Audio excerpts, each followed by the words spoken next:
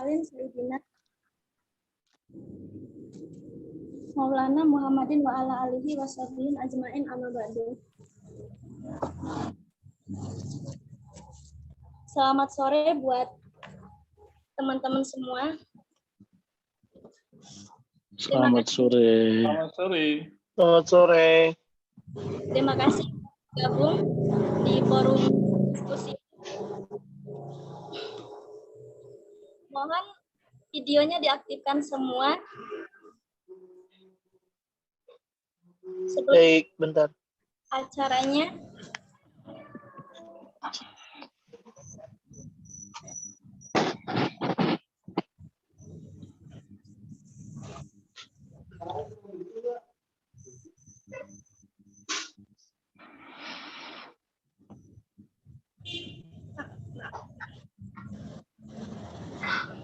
Pertama, setelah kita panjatkan puji syukur kepada Allah Subhanahu wa Ta'ala karena telah memberikan rahmat, kesehatan, serta keselamatan sehingga kita bisa berkumpul di forum diskusi ini yang diselenggarakan oleh Majapahit. Di sini saya Lisa Novitasari sebagai moderator. Sebelum kita buka, dengarkan lagu Indonesia Raya dulu ya. Baik. Baik. Mohon untuk teman-teman semua audionya.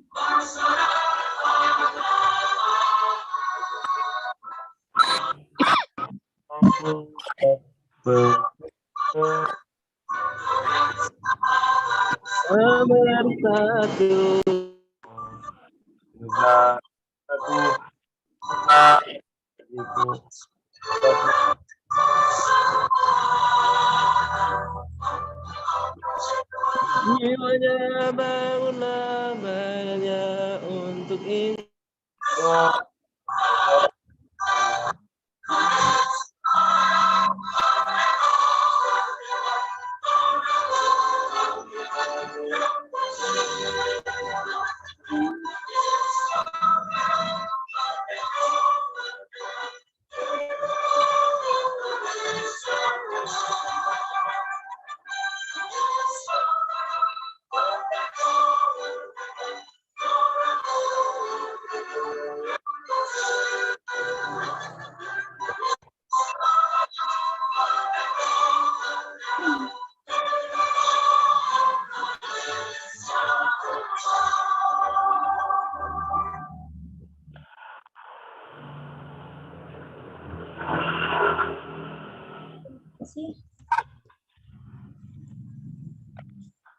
Kita langsung saja ke topik pembahasan. 20 kembali 30. Hari ini kita akan membahas tentang pendidikan moderasi beragama sebagai kunci Indonesia maju. Sebelum itu di sini saya akan memperkenalkan diri dulu ya. Kan belum ada yang kenal. Karena kalau kata pepatah, tak kenal maka tak sayang. Baik, di sini saya Lisa Novitasari sebagai moderator.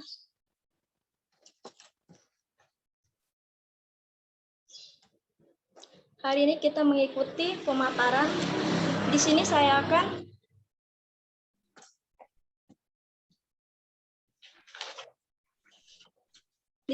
memperkenalkan narasumber yang akan mengisi materi kita pada sore hari ini.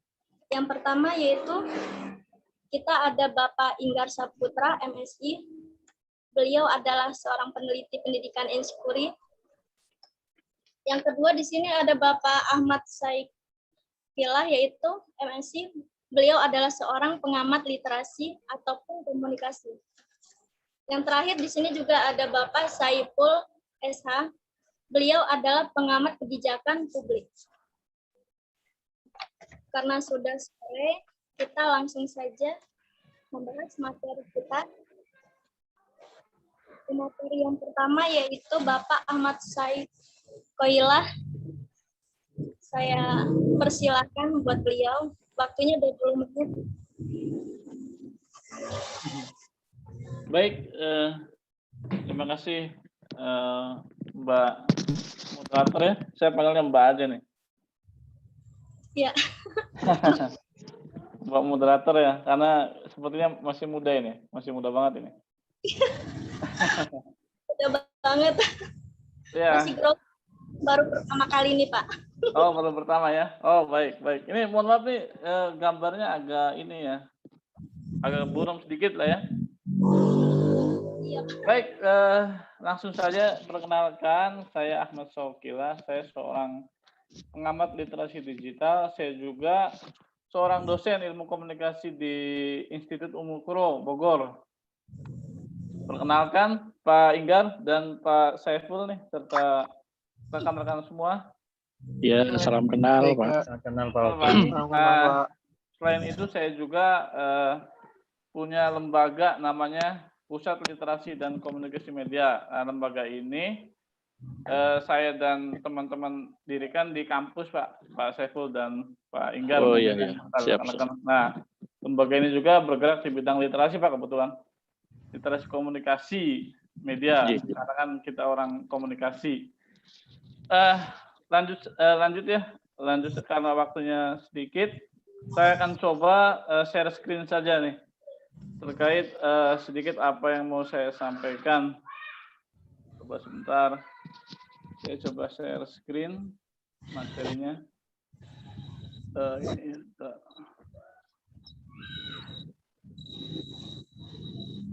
Nah, jadi bentar ya.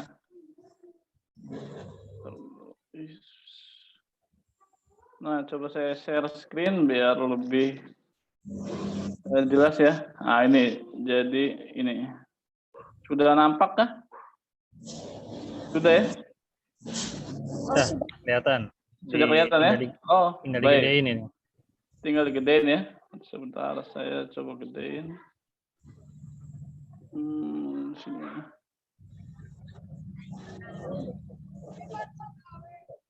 Sebentar ya.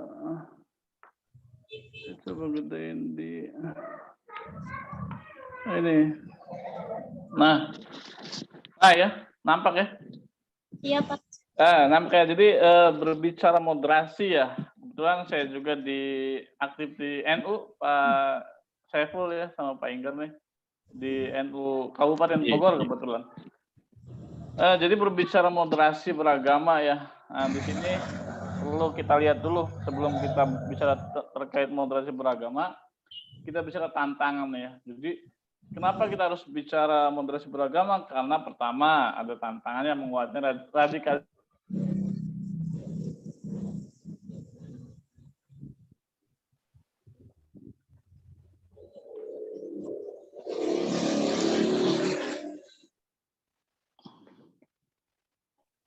Ada masalah sinyal sepertinya. Iya, sinyal lagi susah.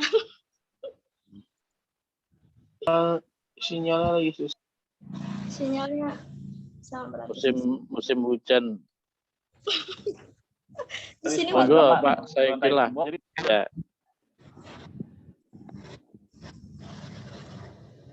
mungkin ada gangguan sinyal.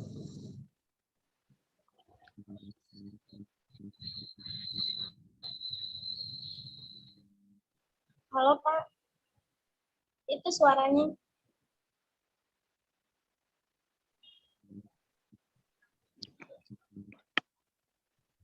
Inggar dulu.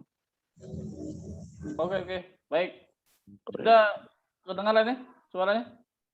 Sudah Pak. Sudah. Ya?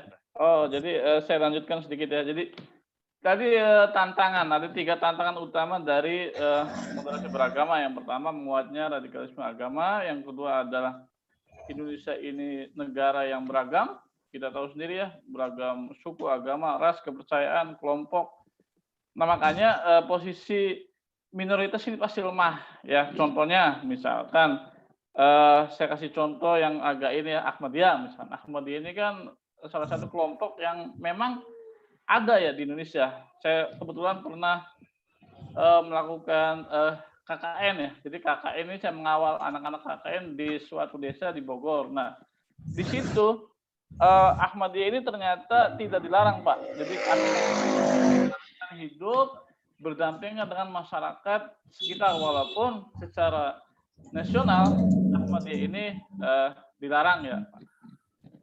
Lalu ini di sini terkait misalkan tadi, nah ini ciri khas. Jadi ciri khas radikalisme agama pertama, gerakan dilihat sebagai kewajiban beragama ya. Jadi gerakan ini seakan-akan ini kewajiban beragama, padahal itu kan sebuah gerakan ya. Jadi yang kedua adalah ketaatan pemimpin dilihat sebagai ketaatan Tuhan. Jadi kalau misalkan kita ini melawan pemimpin, contoh ya ormas tertentu, kalau misalkan dia berbeda sama pemimpinnya, itu apa namanya disebut radikal ya. Jadi yang ideologi radikalisme agama dia ini sebagai kebenaran tunggal. Jadi memang mereka ini menganggap bahwa yang tidak sesuai dengan kelompok mereka ini sesat lah, kafir lah, apalah gitu ya. Jadi banyak ada beberapa golongan yang begitu ya. Nah, kalau kita lihat tujuan beragama ini kan jelas ya. Pertama adalah anugerah ya, anugerah semesta ini.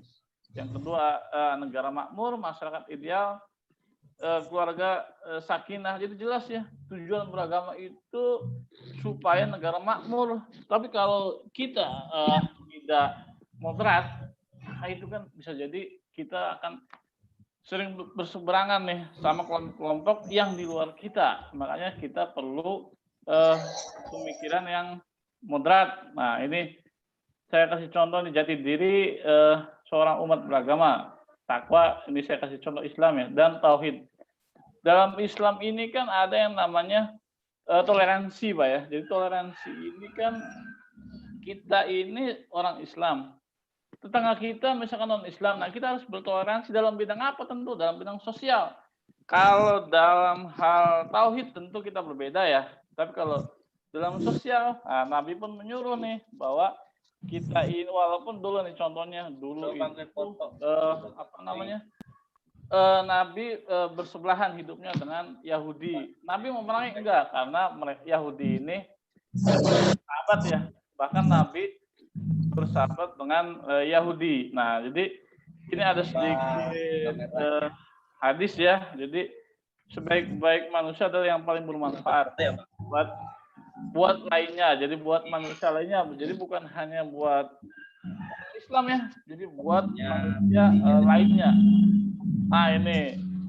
Jadi sebelum kita lebih jauh bicara moderasi beragama, kita kasih contoh dulu nih. Jadi moderasi beragama itu apa? Nah, ini saya kutip dari 2 tokoh ya. Kebetulan yang pertama adalah dari Lukman Hakim Syaifuddin, mantan Menteri Agama 2014-2019, yang menyatakan bahwa moderasi beragama harus dipahami bahwa moderasi beragama adalah yang bukan agamanya, tapi cara beragama ya ini hampir sama nih. Jadi menurut Suaranya Bapak. Halo? Ya? Gimana? Anda Pak. Suaranya luar biasa Anda. Ya, jelas, Pak. Suaranya jelas. Oke. Ya, baik. Saya sedikit lagi lanjutkan. Jadi Suaranya nggak ada. Halo.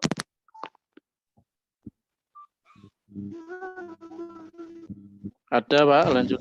Ada ya? Oke, lanjut ya. Jadi sedikit lanjut terkait tadi ya. Jadi saya kutip dua tokoh ya terkait moderasi beragama. Artinya di sini bisa disimpulkan bahwa moderasi beragama adalah suatu jalan tengah ya. Artinya kalau ada dua kutub utara dan selatan, nah kita di tengah-tengah ini nih. Pas nih, sebenarnya Indonesia ini negara moderat ya. Negara. Suaranya kecil, Pak. Halo? Mohon dibesarkan lagi. Oh iya, baik-baik. Sebentar. Oke, saya coba besarkan lagi. Halo? Jelas? Ya, sudah jelas, Pak. Oh iya, baik. Oke, baik. Mohon maaf sinyal ini ya, kayak sepertinya sinyal. Jadi saya ulangin lagi bahwa moderasi beragama adalah suatu cara pandang di jalan tengah.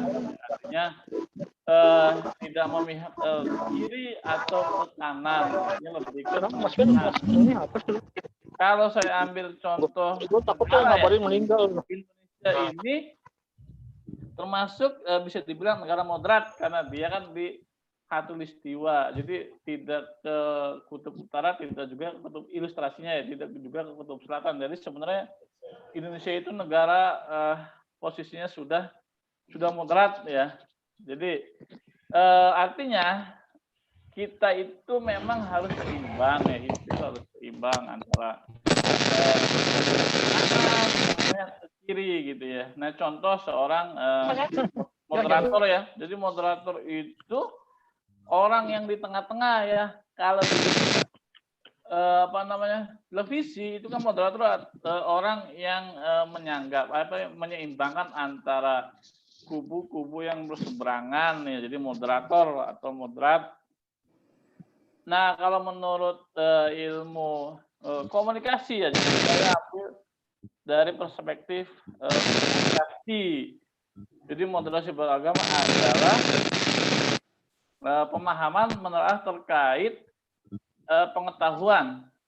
Jadi tanpa pengetahuan kita tidak dapat melakukan sebuah moderasi beragama. Nah, pengetahuan sendiri apa? Pengetahuan terkait ilmu agama ya. Jadi bukan berarti orang yang sukanya menyalah-nyalahkan orang itu dia paling pinter ya.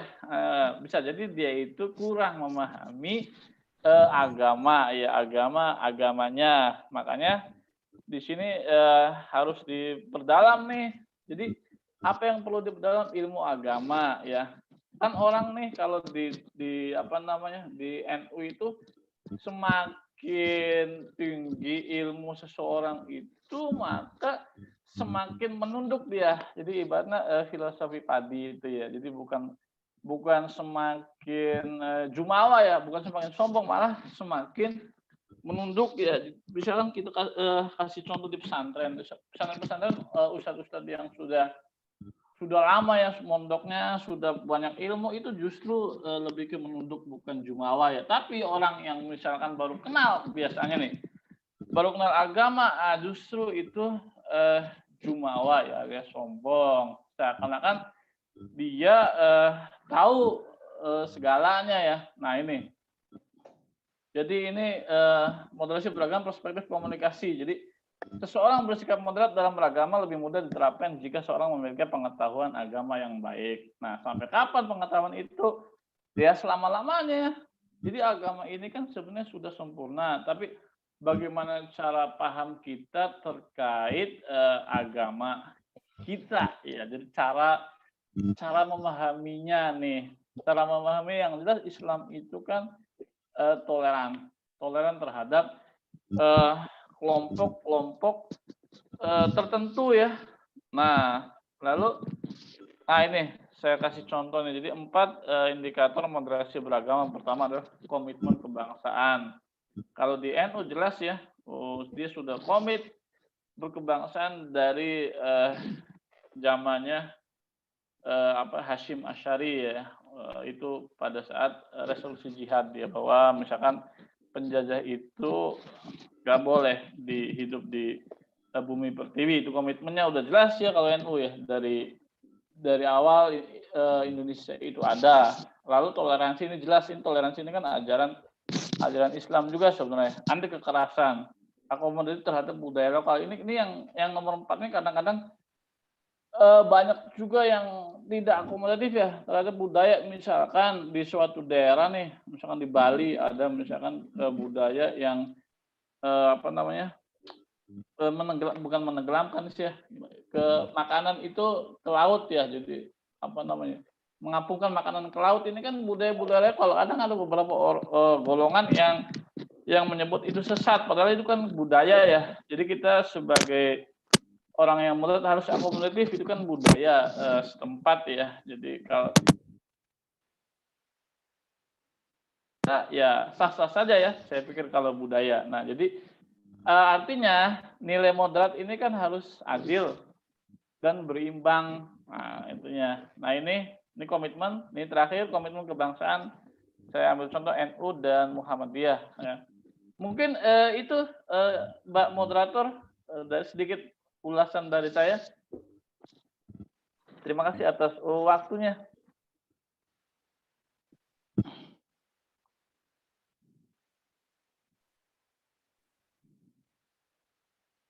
Halo?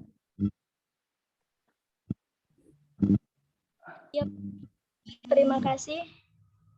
Terima kasih. Baik, buat teman-teman yang ingin mau bertanya, saya persilakan tentang kelompok radikal yang disampaikan oleh Bapak tadi.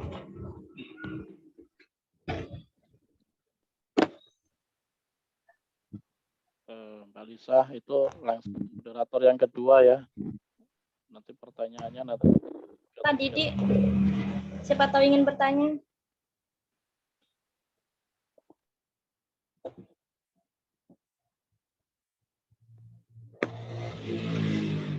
Lu masih mau lanjut materi itu kata Pak Saiful. Baik Pak Didi, gimana?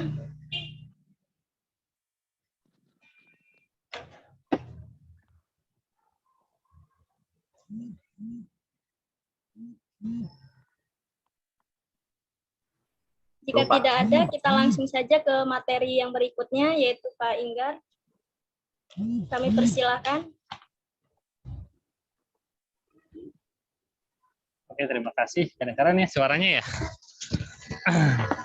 Jelas Pak, jelas. Oke, terima kasih. Assalamualaikum warahmatullahi wabarakatuh. Waalaikumsalam warahmatullahi wabarakatuh. Terima kasih kesempatan yang diberikan. Ini saya sudah buat naskah sebenarnya, cuma belum disempet di PowerPoint kan. Buat tanggal 10 Desember paper. Saya bacakan beberapa poin pentingnya aja ya. Iya Pak. Ada moderasi beragama, ini merupakan menjawab kebutuhan lingkungan strategis di Indonesia. Bahwa ada dua kelompok radikal kanan dan radikal kiri. Radikal kanan mengatasnamakan agama apapun itu, gitu kan, tidak hanya Islam sebenarnya, di Kristen, Katolik, Protestan, Hindu, Buddha juga ada kelompok-kelompok radikal dengan versi masing-masing. Di sisi lain ada kelompok kiri kita ketahui ada komunis dan juga ada ideologi liberal. Mereka semua sama-sama berjuang buat mencapai tujuannya masing-masing dengan caranya masing-masing. Kenapa ada radikalisme? Tentu ada violence di sini. Jadi ada faktor kekerasan yang terjadi oleh kelompok-kelompok ini. Jadi mereka di satu sisi ada yang soft melalui pendekatan-pendekatan kultural ke masyarakat, membangun jejaring kerja, membangun kemitraan. Tapi di sisi lain juga ada kelompok-kelompok yang radikal. Kita tahu misalnya beberapa waktu lalu pengeboman gereja di beberapa tempat, lalu pernah juga ada bom Bali di Indonesia, ini merupakan bagian dari gerakan-gerakan radikal. Sebenarnya kalau dalam dunia keilmuan sendiri, kalimat radix itu atau radikalisme itu yang akarnya dari kata radix itu sesuatu yang positif. Dalam filsafat ilmu itu radik kan sesuatu yang mengakar. Jadi kalau kita menuntut sesuatu ya kita belajar sampai akarnya. Tapi ketika radikalisme berkembang menjadi sesuatu yang ekstrim atau ekstremisme, ini yang jadi masalah. Maka moderasi beragama diperlukan. Tapi sebenarnya nilai keseimbangan agama kalau saya memandangnya begini.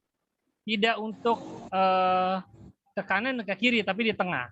Kalau MUI sekarang lagi meramaikan di tengah kasus dugaan adanya pengurus MUI yang tertangkap pendanaan terorisme, MUI lagi mengembangkan Islam wasatiyah. Beberapa belakangan juga kita sering mendengar Islam jalan tengah. Nah, ini semua merupakan satu bungkus yang sama moderasi beragama. Dan saya pikir memang kalau melihat konteks Indonesia hari ini, yang kita disibukkan dengan berbagai macam kekerasan, tampilan televisi kan, macam-macam kekerasannya. Ada unsur TNI, Polri, masyarakat sipil, beberapa waktu lalu itu ada demo di depan DPR yang berujung polisi dikejar-kejar dan sempat viral, itu merupakan tindakan radikal sebenarnya. Ya radikal ekstremis yang mengarah kepada teror kepada orang lain. Jadi sifat moderasi beragama tidak bisa dibatasi hanya pada dua hal, yaitu agama Islam dengan orang di luar non-Islam, nggak bisa begitu. Tapi sebenarnya bisa lebih luas. Catatan saya ada 3 faktor kenapa ada moderasi beragama. Yang pertama, moderasi beragama diperlukan sebagai strategi budaya dalam rangka kebinekaan dan keindonesiaan. Jadi di moderasi beragama itu ada pesan Tuhan, ada pesan kemanusiaan. Kalau pesan ketuhanannya itu bahwa semua agama itu mengajarkan kebaikan, tidak ada mengajarkan keburukan. Pesan kemanusiaannya itu masyarakat kita ini budayanya budaya toleransi, spirit gotong royong, solidaritas, sehingga ketika masyarakatnya sudah berbineka, macam-macam sukunya, macam-macam agamanya diusik, ini menjadi masalah. Nah, yang kedua, agama hadir dalam kehidupan manusia membawa misi perdamaian dan menjaga keselamatan jiwa manusia.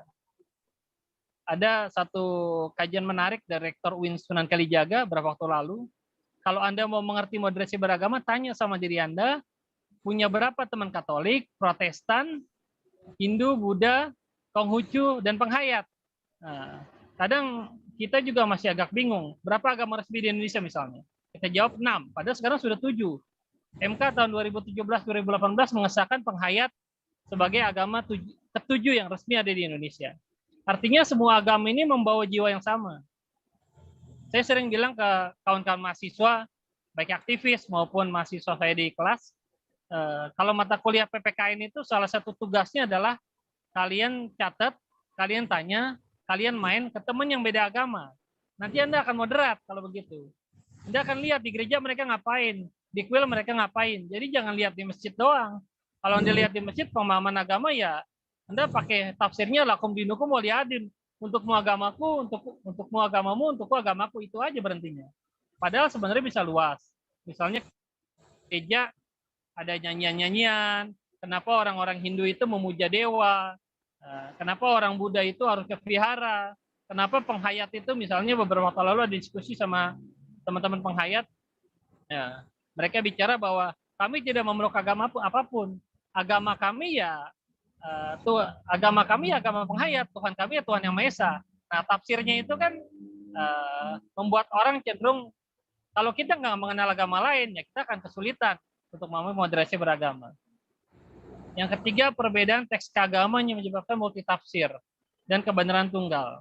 Beberapa waktu terakhir ini, misalnya kita lihat ada kelompok-kelompok yang disebut dengan Wahabi, dengan bermacam variannya. Nah, mereka gerakan-gerakan transnasional, sebenarnya kalau kita lihat, contoh Pancasila ini kan ideologinya terbuka. Masyarakat Indonesia bangsa yang ramah, bangsa yang adaptasinya tinggi. Kita terima aja ada transnasional kayak Ikhwanul Muslimin, Hizbut Tahrir, kita menerima. Yang nggak kita menerima adalah ketika mereka tidak menyesuaikan dengan sistem di Indonesia. Di Ikhwanul Muslimin mereka berjuang lewat konstitusi, misalnya PKS, ya silakan aja. Ini kan yang persoalan ketika ada orang-orang yang mau mengganti dasar-dasar negara seperti ideologi. Ini kelompok-kelompok Hizbut Tahrir misalnya, itu kan mengganti ideologi.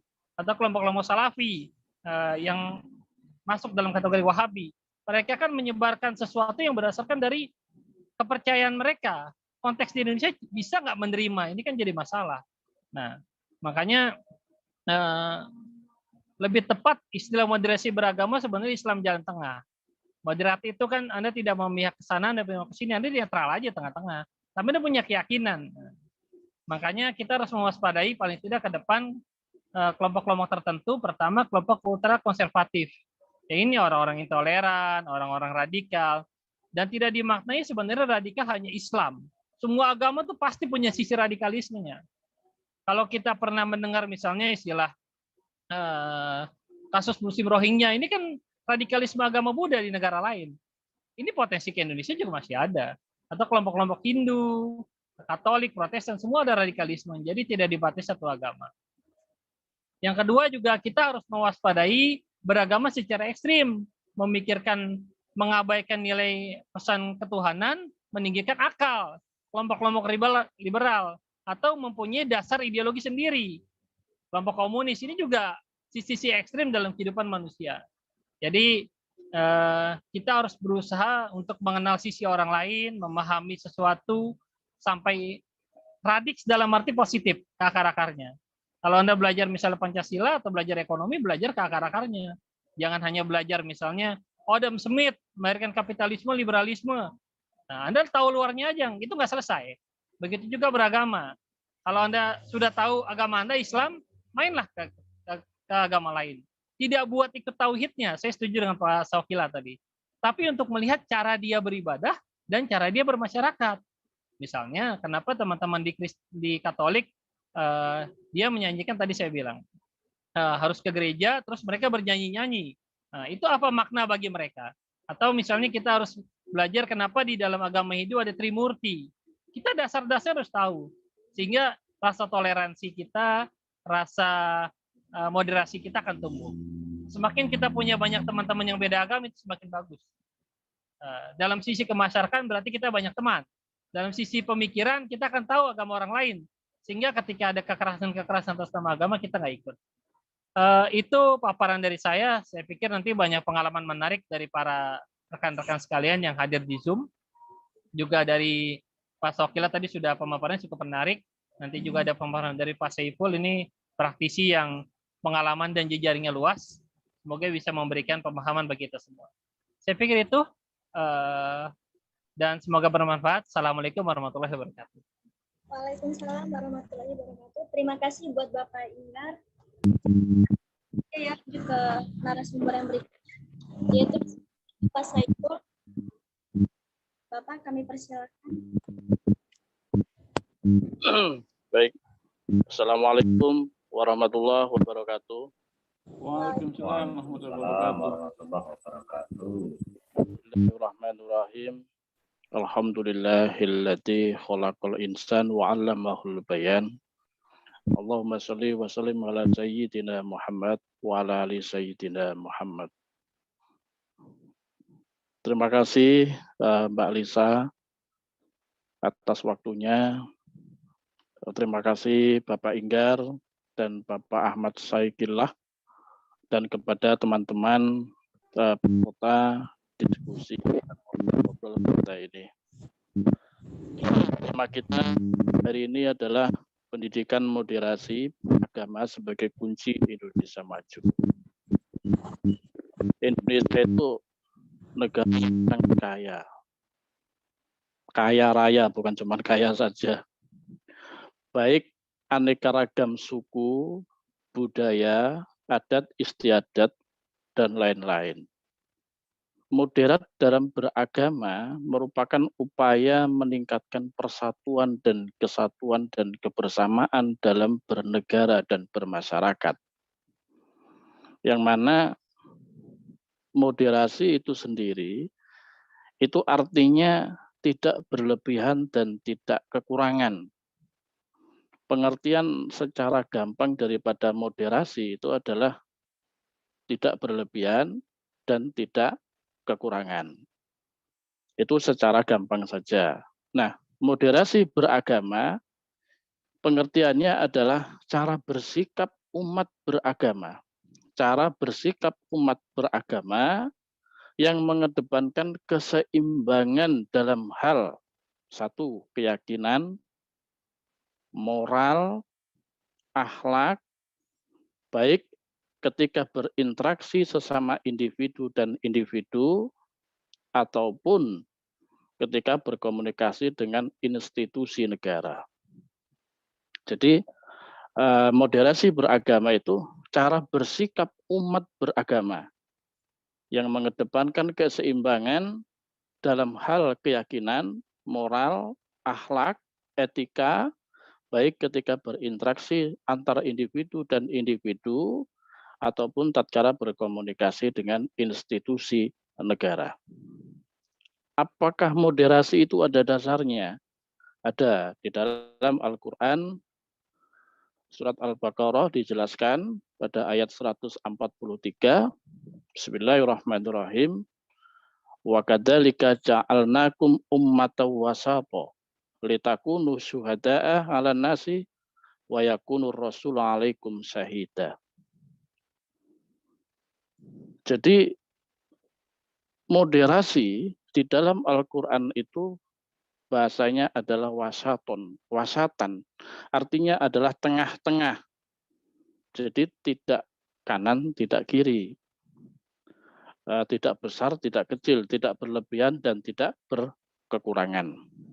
Wa kadzalika ja'alnakum, ini kalau menurut tafsir Ibnu Katsir, wa ja'alnakum, kalimat ja'alna ini harus ada campur tangan manusia. Jadi moderasi beragama ini harus ada campur tangan manusia. Berbeda dengan lafadz kholako. Kalau kholako itu mutlak punya Allah. Tapi kalau lafadz ja'ala ini harus ada campur tangan manusia. Dalam menciptakan moderasi beragama, maka penganut agama itu punya peran penting untuk menciptakan daripada sikap moderasi beragama itu sendiri. Sedangkan dalam sebuah hadis juga pernah diterangkan bahwasannya diceritakan dalam hadis itu suatu hari ada sekelompok sahabat itu mendatangi Kanjeng Nabi Muhammad SAW, yang mana sekelompok sahabat ini ahli ibadah semua, sehingga dia memproklamasikan sebagai orang yang ahli ibadah, yang kuat ibadah. Saking kuatnya ibadah sampai orang rabi, gitu. Sampai lupa dengan menikah, seperti itu. Jadi dia di hadapan Kanjeng Nabi itu menyatakan diri sebagai kelompok sahabat yang ahli ibadah, siang malam ibadah terus, sampai nggak mau menikah dan bahkan sampai lupa dengan menikah. Lalu apa jawaban Kanjeng Nabi? Jawaban Kanjeng Nabi adalah yang benar adalah keseimbangan antara ibadah dan pemenuhan materi. Nah, pemenuhan materi itu kan ada dua. Ada yang bersifat dohiriyah, ada yang bersifat batiniyah. Itu seperti itu. Yang benar yang ibadah, ya menikah. Bagi yang jomblo-jomblo ya segera menikah ya, kan gitu. Karena yang demikian itu adalah sunnahku. Siap. Seperti itu. Terus ada juga dalam hal sosial. Dalam hal sosial juga nggak boleh berlebihan. Moderasi beragama dalam hal sosial itu nggak boleh juga berlebihan. Suatu misal, karena kita punya uang, kita sedekah sebanyak-banyaknya, tapi kita lupa dengan kebutuhan ekonomi keluarga kita. Kita lupa dengan kebutuhan ekonomi anak kita, istri kita, keluarga kita, sehingga bangkrut dan seperti itu. Itu nggak boleh. Di dalam moderat beragama, baik urusan sosial, urusan pernikahan, bahkan sampai menjaga nyawa manusia, itu di situ diajarkan, dihadirkan dalam sendi-sendi kehidupan beragama. Jadi moderasi beragama itu adalah menjunjung nilai-nilai kemanusiaan. Lalu kenapa moderasi beragama itu penting? Apa alasannya? Kan gitu. Yang pertama, agama itu kan selalu menghadirkan, menjunjung tinggi martabat manusia. Kalau manusia tidak ada agama, maka walaupun manusia itu diciptakan dengan sangat sempurna oleh Tuhan yang Maha Esa, maka kurang komplit karena tidak ada pendidikan akhlak, tidak ada pendidikan bagaimana cara mengenalkan Tuhan, bagaimana cara mengenal Tuhan kita, bagaimana cara kita beribadah, bagaimana cara hablum minallah, dan bagaimana cara hablum minannas. Makanya alasannya kenapa dibutuhkan moderasi beragama, yang jelas agama itu menghadirkan sebagai bentuk daripada menjaga martabat manusia, yang mana manusia itu makhluk yang paling mulia yang diciptakan oleh Allah. Dan agama itu selalu menghadirkan keseimbangan dalam berbagai aspek kehidupan. Contoh, menjaga nyawa manusia. Itu penting dan itu harus prioritas. Begitu. Semua agama itu tidak ada yang mengajarkan ngebom, itu enggak ada. Seperti itu. Kenapa? Karena semua agama pasti akan menjunjung harkat dan martabat manusia. Itu begitu. Makanya di situ perkembangan daripada pendidikan moderasi beragama itu sangat diprioritaskan. Alasan yang kedua kenapa kok harus moderasi beragama?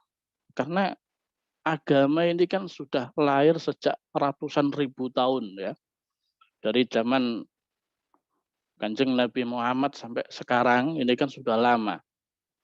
Dan manusia juga semakin bertambah dan beragam dan berkembang biak.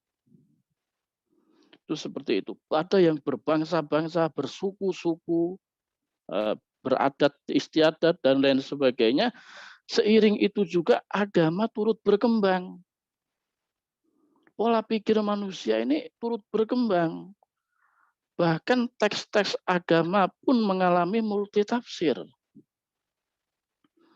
Mungkin permasalahan yang dihadapi juga tidak sama dengan permasalahan yang dihadapi pada zaman Kanjeng Nabi. Sehingga menimbulkan multitafsir di dalam konteks daripada ilmu agama itu sendiri. Ada mungkin sekelompok yang fanatik, gitu. Kalau enggak begini tidak. Gitu. Dia meyakini dengan tafsir yang menurut versinya sendiri, yang diidolakan. Ada seperti itu. Apalagi sekarang ini kan zaman YouTube kan gitu ya. Kalau ada ustadz, ulama yang di YouTube followernya banyak, jam tayangnya tinggi, nah, terus itu dicintai, dijadikan sebagai tokoh publik, itu disukai, maka nggak pedulilah apakah itu betul-betul ulama atau tidak, sehingga penafsiran-penafsiran sang ustadz yang mengkaji di YouTube tadi itu dijadikan dasar sebagai mengambil wawasan keilmuan dalam beragama. Ada yang seperti itu. Bahkan ada yang menafsiri menggunakan tafsir yang sesuai dengan kepentingan politiknya juga ada. Jadi konteks daripada teks-teks nilai beragama ini juga berkembang, semakin berkembangnya daripada umat manusia dan mengalami multitafsir. Ada kalanya yang karena sesuai cocok dengan kepentingan politiknya, akhirnya dibikin viral kan seperti itu. Ada yang seperti itu. Itu seperti itu. Maka pendidikan moderasi beragama ini sangat penting sekali. Terus yang nomor 3, karena kita adalah warga negara Indonesia, moderasi beragama itu dalam rangka merawat keindonesiaan. Kita tahu bahwasanya pendiri bangsa ini sepakat mewariskan kepada kita yang namanya Pancasila. Dan mewariskan kepada kita dalam hidup berbangsa dan bernegara, mewariskan Pancasila di dalam bingkai Negara Kesatuan Republik Indonesia yang Bhinneka Tunggal Ika. Artinya apa? Artinya Pancasila di dalam bingkai NKRI itu mampu menyatukan berbagai macam suku, berbagai macam budaya, bahkan bermacam-macam agama untuk hidup rukun berdampingan, berjalan bersama-sama, saling menghormati, dan seterusnya. Itu seperti itu. Negara Indonesia itu bukan negara agama. Akan tapi negara Indonesia juga tidak memisahkan agama dari kehidupan sehari-hari untuk warganya. Kenapa? Karena Indonesia itu Bhinneka Tunggal Ika. Moderasi beragama ini sudah lama digaungkan, bahkan pada tahun 2019 itu ada Paus Fransiskus, ya, tokoh agama besar dunia, kita tahu semua siapa itu Paus Fransiskus, itu bertemu dengan Imam Besar Al-Azhar, Syekh Ahmad El-Tayyib pada tahun 2019. Dalam pertemuan itu membahas masalah moderasi agama, yang mana menghasilkan dokumen persaudaraan kemanusiaan. Itu seperti itu. Kadang orang berpikir, kalau Anda moderasi beragama, berarti Anda itu Islamnya tidak kafah. Ada yang seperti itu. Itu begitu. Itu salah, itu penafsiran yang salah. Justru moderasi beragama itu percaya diri dengan agamanya dan bisa menghormati kepada agama lain dan tidak menyalahkan kepada agama lain. Kenapa? Karena setiap agama itu tidak mengajarkan untuk menjelekkan agamanya orang lain. Dalam Islam sendiri juga sudah dijelaskan lakum dinukum waliyadin. Bagimu agamamu, bagi kami agama kami. Nah, konteks ini sesuai dengan dasar daripada kita berbangsa dan bernegara yang ideologinya Pancasila, bahwasanya Indonesia itu Bhinneka Tunggal Ika. Jadi seperti itu keterangan saya, Mbak Lisa.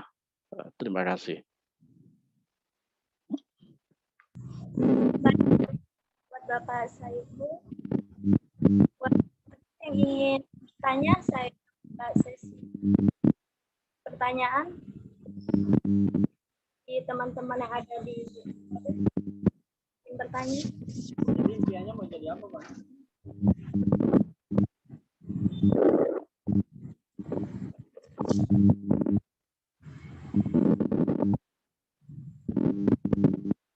Pak Saiful, bisa mau bertanya nih. Iya, silakan. Dari pembahasan Bapak, Iya, ya. bagaimana peran ideologi Pancasila di diri dan radikalisme ini? Kenapa? Enggak ini, enggak jelas suaranya. Coba diulang. Peran ideologi Pancasila membentengi dari radikalisme. Ini enggak jelas. Gimana itu suaranya gimana? Bentar, Pak.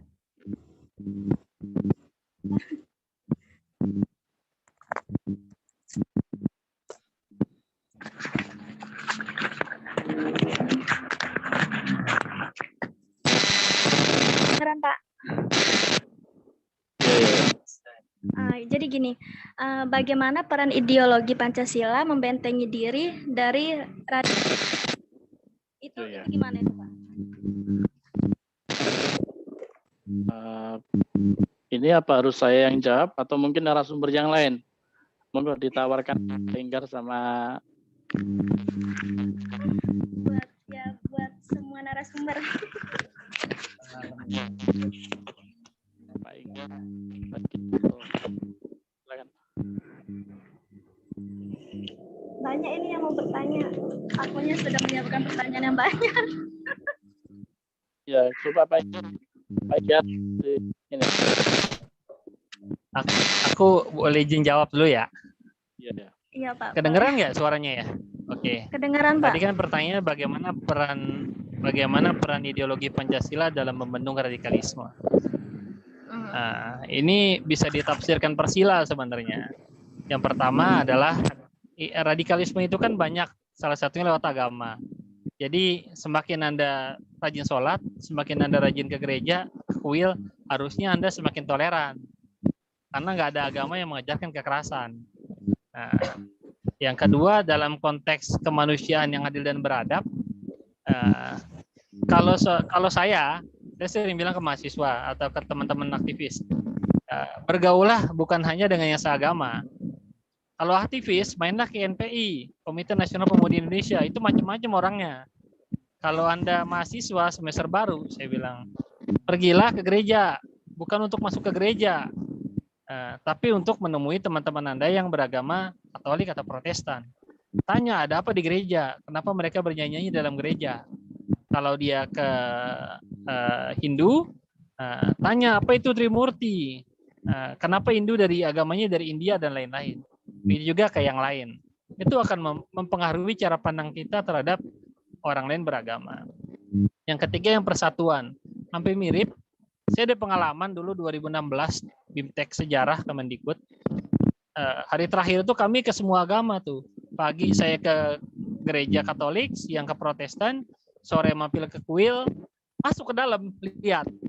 Sampai kami boleh nanya ke pendetanya atau ke biarawatinya lah.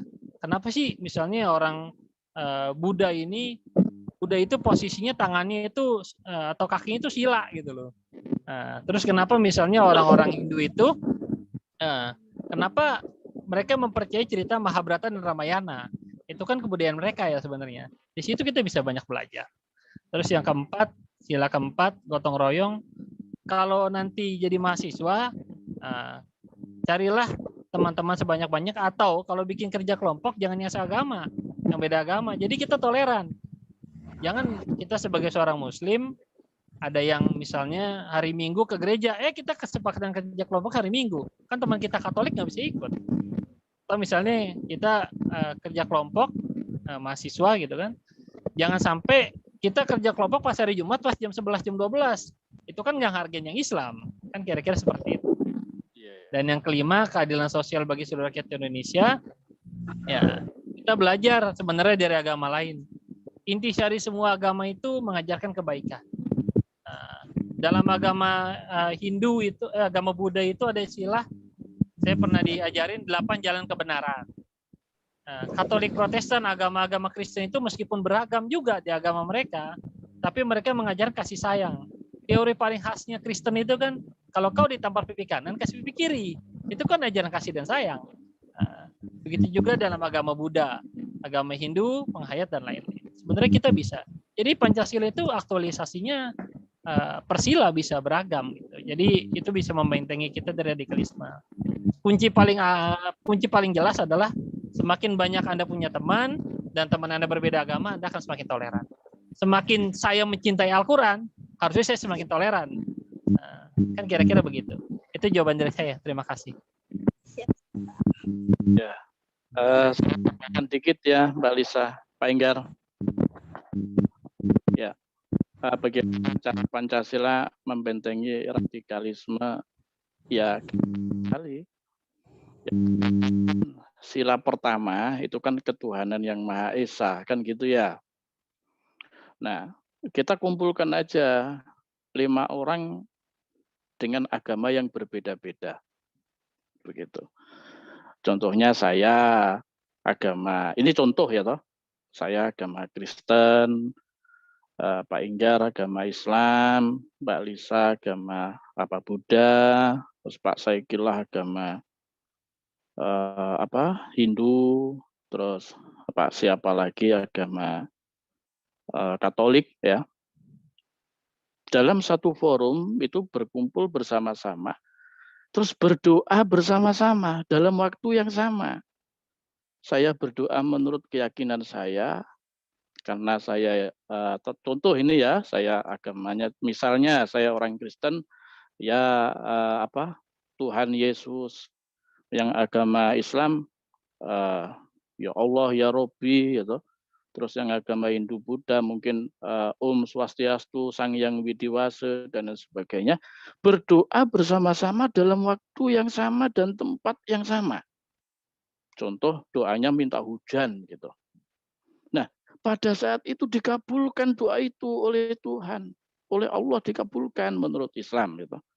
Pertanyaan saya, yang mengabulkan doa itu siapa? Kan begitu. Iya kan? Sedangkan orang Islam berdoa menurut agamanya, menurut agama Islam. Orang Kristen menurut agamanya Kristen, orang Hindu menurut agamanya Hindu, orang Buddha menurut agamanya Buddha, orang Katolik menurut agamanya Katolik. Dalam waktu yang bersamaan, berdoa bersama-sama, hajatnya sama, terus dikabulkan. Nah, kira-kira yang mengabulkan itu siapa? Kan begitu. Itulah makna daripada Pancasila, sila pertama ketuhanan yang Maha Esa. Gitu. Jadi nggak usah ribut, nggak usah radikal, kan gitu, ya nggak? Kenapa? Karena antar agama saja berdoa dengan waktu yang bersamaan dan Tuhan, ya ini yang disebutkan berbeda-beda ini. Kalau orang Islam, Allahumma barik lana, kan gitu ya. Kalau orang Hindu, mungkin Om Swastiastu atau apa, kalau saya salah ya saya mohon maaf ya, karena saya agamanya Islam kan gitu.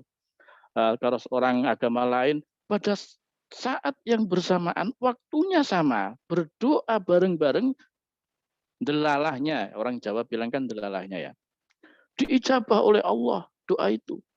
Inilah bukti daripada sila pertama menjaga daripada terjadinya radikalisme tadi. Itu seperti itu. Jadi begitu, Mbak Lisa. Ya.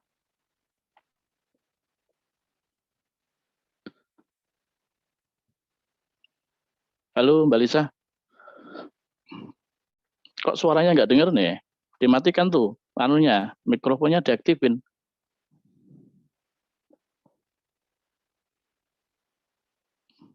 Mikrofonnya Mbak Alisa diaktifin.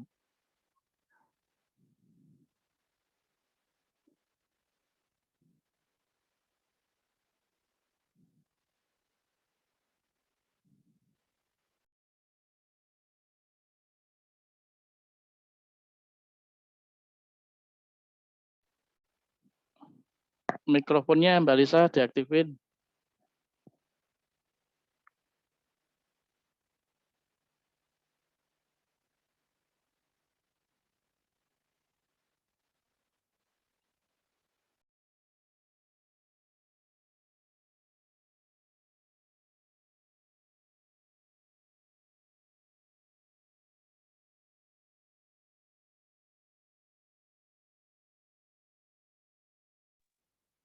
Iya, Pak. HP-nya tadi error.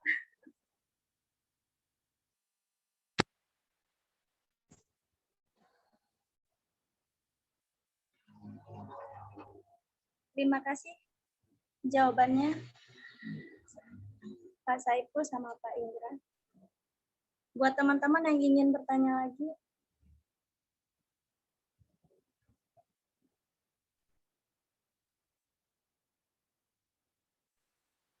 udah minta itu.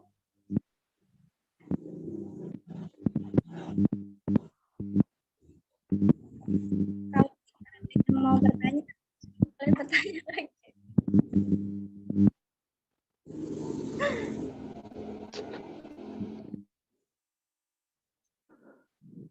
Halo, Pak.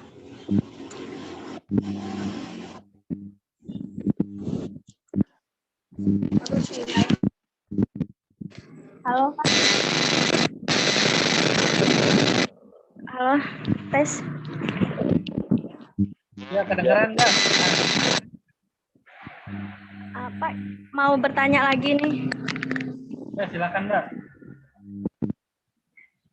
Silakan Mbak. Iya, benar. Gini Pak, bagaimana kemunculan gerakan radikalisme di Indonesia?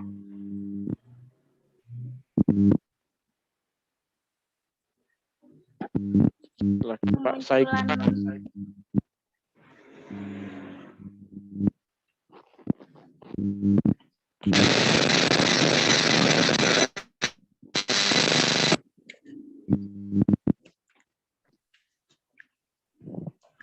Kemunculan gerakan radikalisme di Indonesia.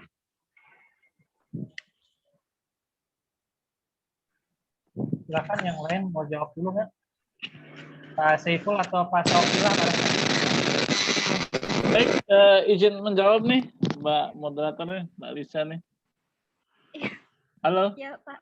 Iya. kedengaran suaranya? Iya Pak. Kedengaran Pak. Kedengaran. Oh, baik ya. Jadi saya izin ini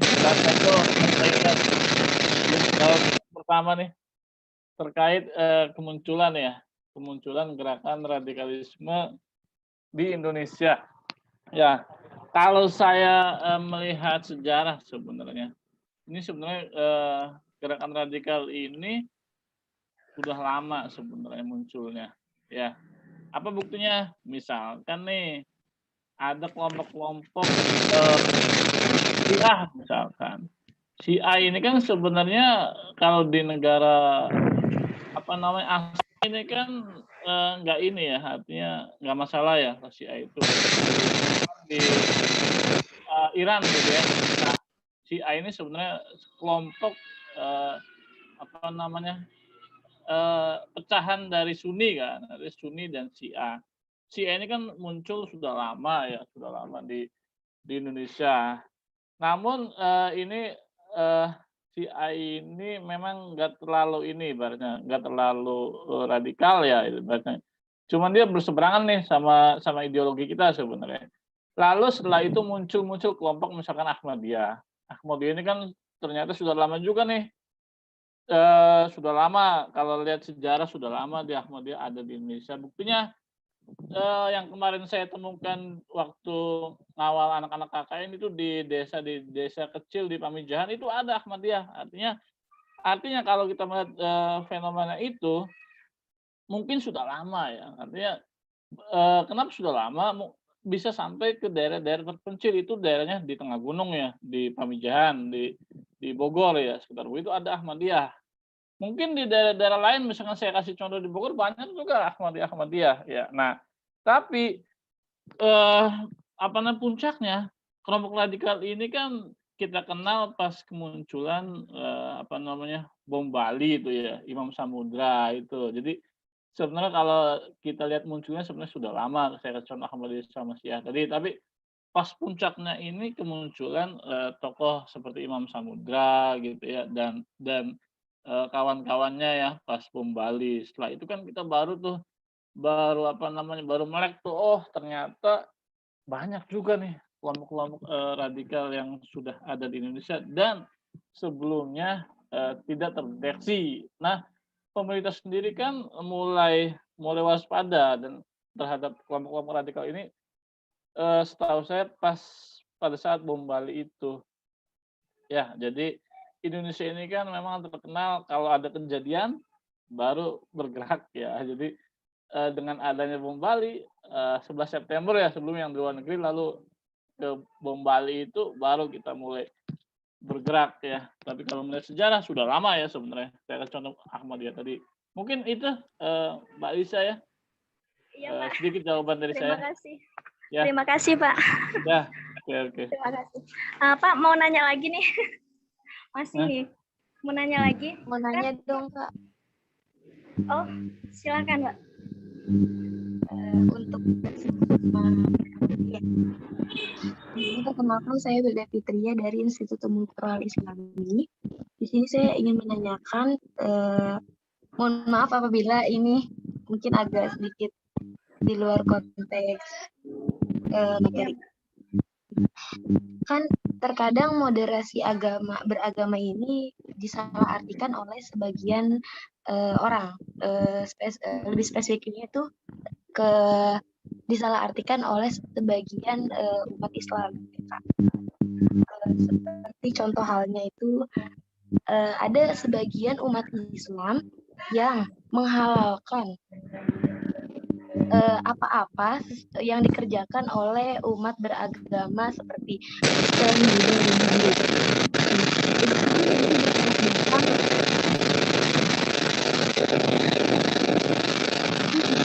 belakang pada konteks penafsiran dari toleransi yang dimaksud dalam Islam gitu ya, Pak.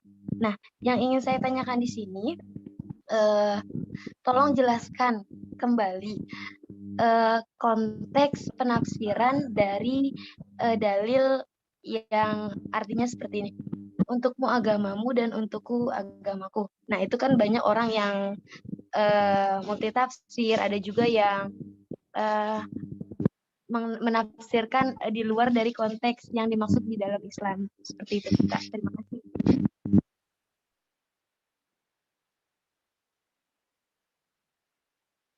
Pak, kalau mau dijawab. Terima kasih buat Mbak.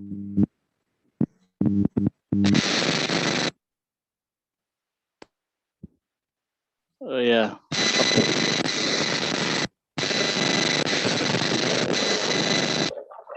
Suaranya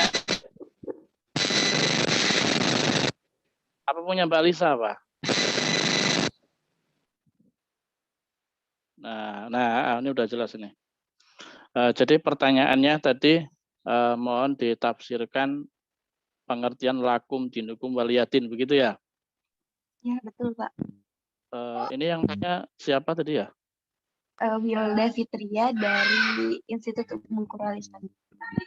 Oke, baik. Itu pertanyaan bagus. Untukmu agamamu, untukku agamaku.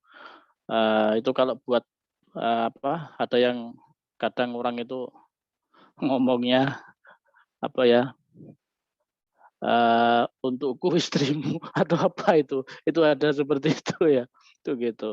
Nah, itu penafsirannya bagaimana kan gitu ya pertanyaannya ya. Baik, itu merupakan bagian daripada surat Al-Kafirun, Qul ya ayyuhal kafirun kan gitu.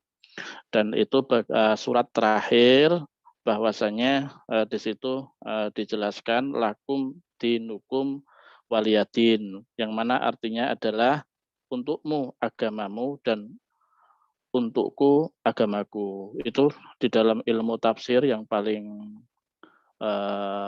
kecil sendiri, taruhlah di dalam tafsir Al-Jalalain itu disebutkan bahwasanya itu merupakan implementasi daripada membangun toleransi ukhuwah Islamiyah dan ukhuwah watoniyah.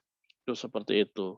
Jadi membangun toleransi hidup sesama umat beragama dan antar agama. Itu makna yang pertama yang paling dominan itu adalah membangun daripada toleransi.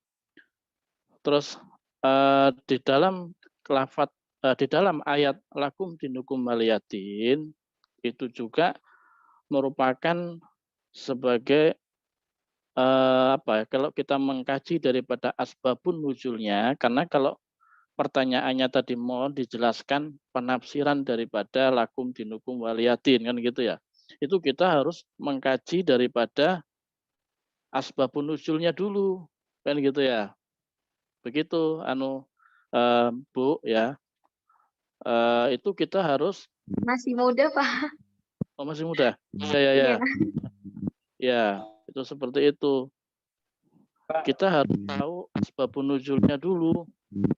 Begitu. Kenapa? Karena kalau kita nggak tahu asbabun nuzulnya, kita nggak bisa menerangkan. Kalau yang dipertanyakan adalah tafsirnya, gitu. Nah, akan tapi kalau maksud dan tujuan ini kan tidak jauh beda dengan tafsir. Kalau kita berbicara ilmu tafsir, maka kita harus paham asbabun nuzul, sebab-sebab turunnya daripada ayat, kan begitu.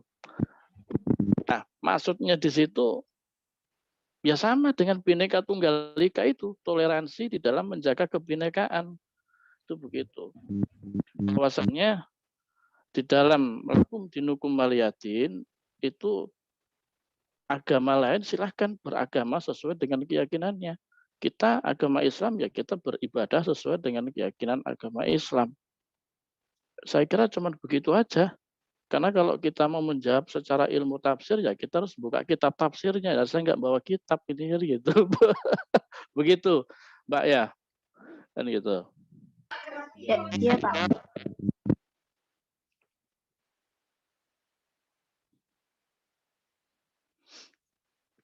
Dan itu lebih dominan kepada akidah ya, tentang akidah. Jadi kalimat ayat lakum dinukum waliyadin itu kaitannya dengan akidah. Akidah itu adalah ketuhanan. Jadi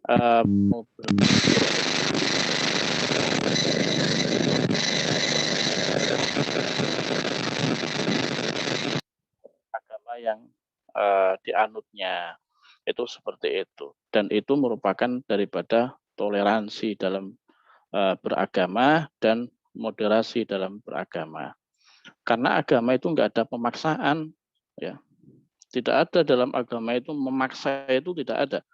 Bahkan di dalam Al-Quran juga dijelaskan wajadilhum bil mau'idotil hasanah, kan gitu. Berilah pencerahan kepada siapapun dengan mau'idotul hasanah, dengan bahasa yang baik, dengan bahasa yang benar, dengan nasihat yang baik dan nasihat yang benar. Begitu. Jadi tidak ada pemaksaan. Kita nggak bisa memaksa orang lain masuk Islam, itu nggak bisa. Begitu. Itu seperti itu. Jadi gitu, Mbak, jawaban saya. Mungkin Pak Iqbal menambahkan.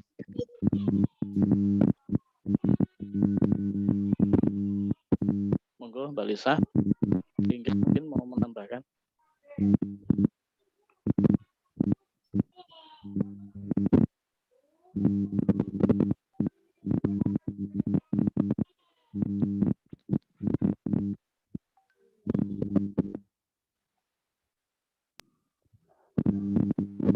Pak Inggar mungkin mau menambahkan. Ya, terima kasih.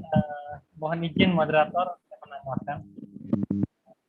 Konsep tentang lakum dinukum waliyadin ini kan muncul ketika Nabi Muhammad itu, saya pernah baca di bukunya Pak Agus Herwanto tentang moderasi beragama. Ini muncul ketika Nabi Muhammad itu diminta menyembah dua Tuhan oleh orang Quraisy pada hari yang sama. Jadi diminta menyembah berhala Uzza, diminta juga menyembah Allah. Rasulullah mengadu sama Allah gitu. Sampai turun firman al-kafirun.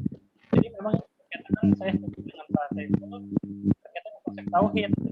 Jadi kalau ditarik kepada kehidupan beragama, ya kawan-kawan yang Kristen silakan ke gereja, saya sholat. Kawan-kawan yang Kristen silakan makan daging babi, yang lain agama lain kami enggak. Kan satu keyakinan yang lekat. Agama kita, saya sebagai seorang muslim dilarang. Tapi kita memperbolehkan orang lain. Gitu. Ya kan ketika kita berpuasa orang lain tidak. Ini kan hal-hal sebenarnya salah yang berbau tauhid. Tapi kalau bermasyarakat, saya punya tetangga orang Kristen, terus dia memberikan saya makanan, kemudian kami bekerja bakti bersama, kemudian kalau kalian mahasiswa, kalian bisa rame-rame kerja kelompok, atau dalam berorganisasi bikin acara bareng. Itu sebenarnya hal-hal seperti itu dalam konteks bermasyarakat, gaul itu nggak ada masalah, lakum dinukum waliyadin. Cuma memang kadang-kadang dalam urusan politik, terutama di Indonesia, kalimat itu sering dijadikan kaitkan agama dengan politik, dan dalil itu dipakai buat penyerang yang beragama lain. Ini yang jadi masalah. Terus saya juga menanggapi, ini ada pertanyaan di chat kalau tidak salah tentang masyarakat multikultural, saya langsung tanggapin aja ya. Ini menarik, bagaimana menyambut masyarakat multikultural, suka tidak suka, kita nggak hidup dalam dunia yang sendiri, kita hidup bersama orang lain. Jadi bagaimana membangun moderasi beragama, satu adalah bagaimana kita berteman dengan siapa saja. Sama siapa saja, agama pun berbeda, suku berbeda, ntar kita kenal. Dan kita harus menumbuhkan rasa senang belajar. Saya tuh kalau ketemu teman-teman saya yang Nasrani, Katolik Protestan atau Hindu Buddha, saya belajar loh, kok Buddha begini gitu. Makanya tadi saya tahu istilah 8 jalan kebenaran dalam agama Buddha, tidak boleh membunuh, tidak boleh mencela, tidak boleh menghina. Itu kan sama dengan konsep dalam Islam ajarannya. Dan di Kristen juga ajaran kasih sayang tentang toleransi juga sebenarnya nilai-nilainya universal bertemu. Yang kedua, biasakan bikin kegiatan. Kresek-kresek ya, kedengeran nggak ya? Iya, kedengeran. Kedengeran. Nah, yang kedua, kita biasakan kalau bikin kegiatan bareng, lalu doa bersama. Tidak memaksa yang Kristen ngikutin doa kita. Tidak juga memaksa kita mengikuti doa ya Tuhan Bapa bla bla bla bla itu Kristen atau pendeta, enggak. Doa bersama dimulai dari agama mana dulu nih? Islam doa, Kristen doa. Kita bisa belajar dari itu sebenarnya. Jadi bukan doa bersama itu disebut pluralisme, mencampur adukan agama, saya nggak sepakat. Tapi kalau doa bersama misalnya buat bagaimana negara kita bebas dari COVID, nah, atau doa bersama acara organisasi, itu nggak apa-apa. Makanya kalau pada level tertentu misalnya kayak Pak Saiful nih, apa namanya, entrepreneur atau Pak Oki nih, dosen agama, itu dalam forum-forum tertentu, misalnya forum bersama umat beragama nggak ada masalah. Assalamualaikum warahmatullahi wabarakatuh, salam Om Swastiastu, namo buddhaya, salam kebajikan. Itu bukan kita mengikut agama mereka, tapi kita menghargai kepercayaan orang lain. Jadi membedakan tauhid dengan sisi-sisi yang bermasyarakat atau sisi kehidupan di luar tauhid itu kita harus bisa. Sebenarnya kunci dari multikulturalisme itu begitu. Semakin kita mengenal orang lain, kita akan semakin memahami orang lain dan agama kita. Kalau mau teman-teman lihat contoh lah nonton film Habibie itu. Habibie sampai Jerman, dia harus sholat di gereja, dia bertemu keluarga Kristen, ada masalah nggak? Enggak. Malah makin modern Pak Habibie, itu sebagai contoh yang bagus sebenarnya. Jadi kita harus bisa membedakan, memisahkan mana keyakinan saya sebagai Muslim dan Anda sebagai Katolik, Protestan dan lain-lain. Kita belajar agama lain bukan berarti kita ikut agama mereka, tapi itu cara kita adalah mengembangkan rasa ingin tahu kita, naluri kita, dan juga mengembangkan bahwa kita hidup berbeda-beda, tetapi tetap satu. Kan Bhinneka Tunggal Ika begitu. Kira-kira seperti itu kalau jawaban dari saya. Terima kasih. Terima kasih buat Pak Inggar atas jawaban yang luar biasa.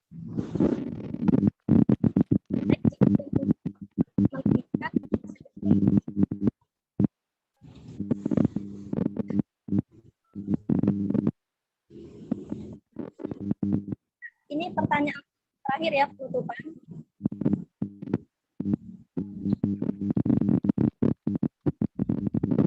Ya, silakan. Pertanyaan terakhir, kan kemarin kan di tempat saya ada penangkapan teroris yang mengatakan jamaah OCI. Di sini apa dia mengatakan jamaah Islamiyah? Apa yang dimaksud maksudnya itu, Pak?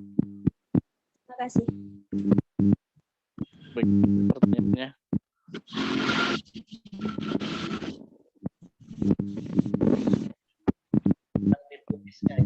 Saya belum nangkap pakai kresek-kresek di handphone saya sih. Mana? Bisa ditulis nggak pertanyaan? Pertanyaannya bagaimana? Diulangi. Diulang.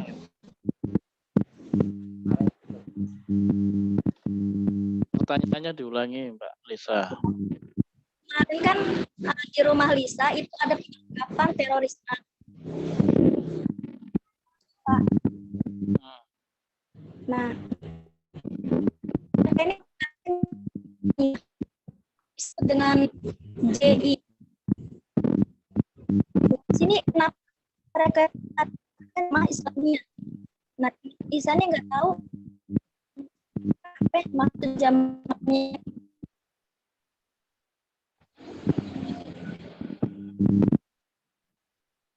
Kedengaran, Pak? Siapa yang dengar pertanyaannya gimana tadi? Kemarin di tetangga ada penangkapan teroris yang mengatakan jamaah yang disebut JI. Kenapa mereka menyatakan jamaah Islamiyah? Apa yang dimaksud dengan jamaah Islamiyah? Oh, salah. Ya. Apa yang dimaksud jamaah Islamiyah, begitu ya? Iya, Pak, benar.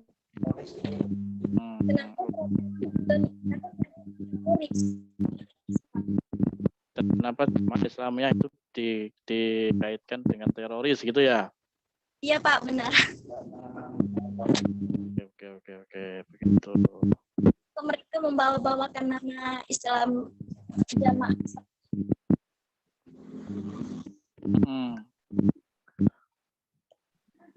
Monggo ini yang mau jawab siapa dulu? Baik, mungkin saya dulu. Izin Pak Saiful. Ya. Suara kedengaran? Kedengaran. Oh, baik. Ya. Ini pertanyaan memang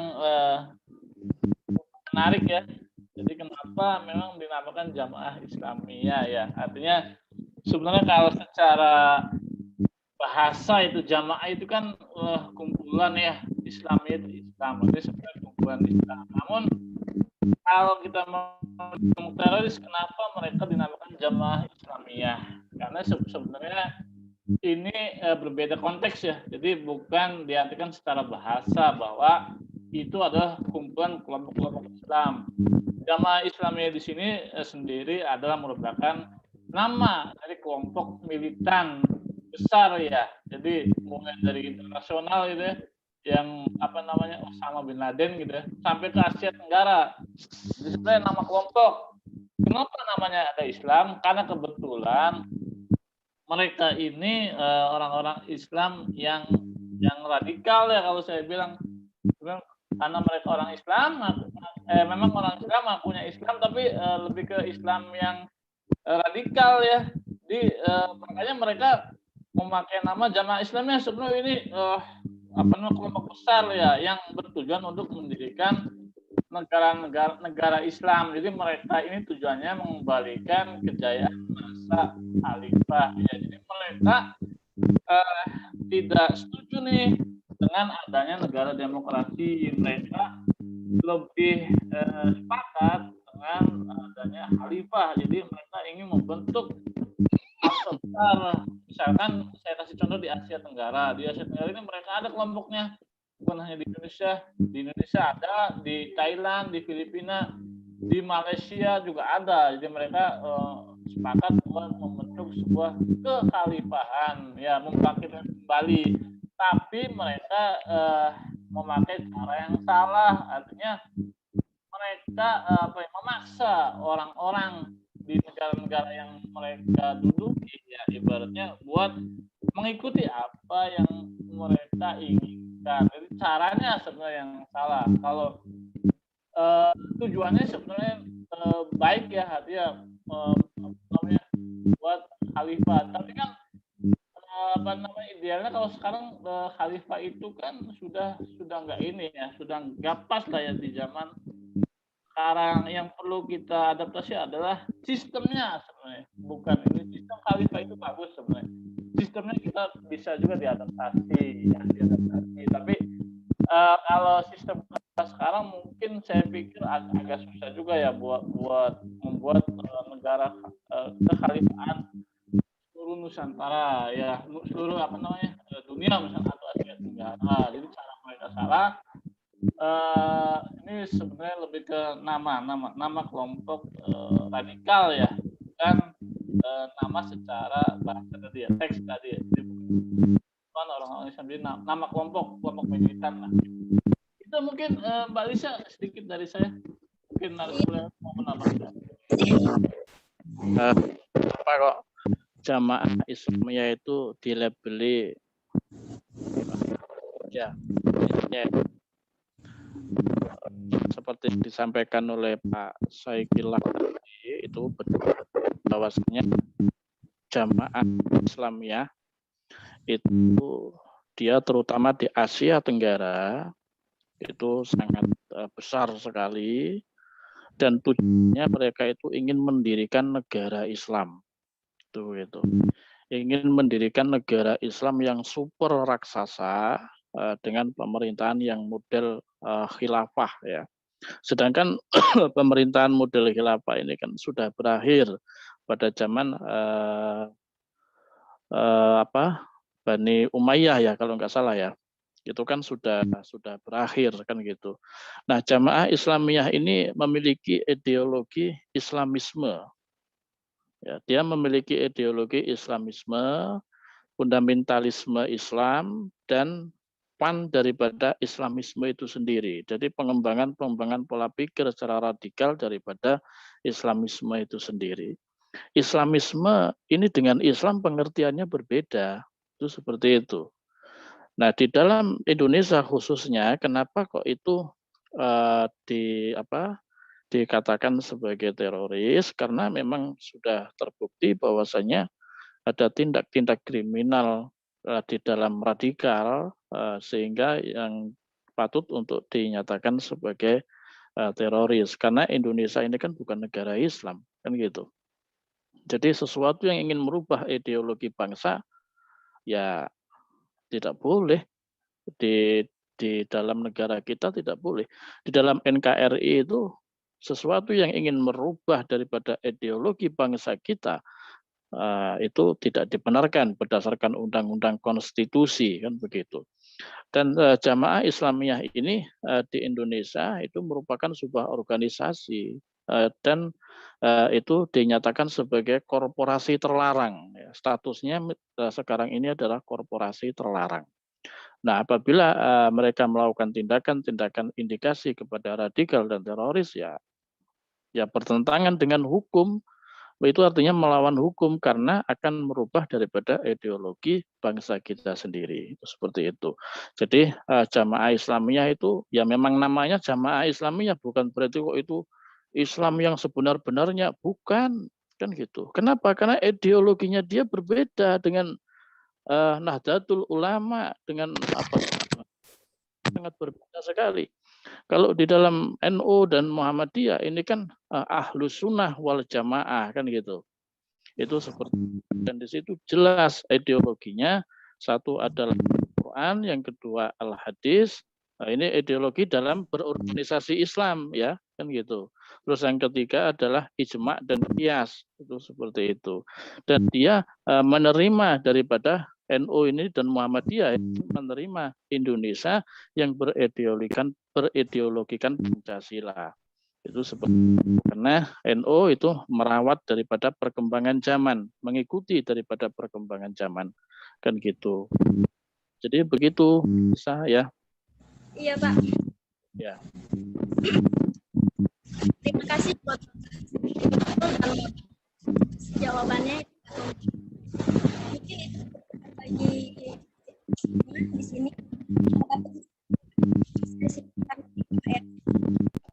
Kesimpulan dari pembicaraan yang dari dan kesimpulannya, karena radikalisme tidak sesuai dengan ajaran Islam, kita tidak patut untuk ditunjukkan dalam agama Islam, karena dalam Islam tidak ada yang namanya radikalisme. Dalam Al-Quran dan hadis sendiri memerintahkan umat untuk saling menghormati, menyayangi, serta sikap lemah lembut pada orang lain meskipun orang itu agama lain. Mungkin itu saja yang bisa disampaikan. Saya sebagai mohon kami. Wassalamualaikum warahmatullahi wabarakatuh. Waalaikumsalam. Waalaikumsalam warahmatullahi wabarakatuh. Assalamualaikum warahmatullahi wabarakatuh.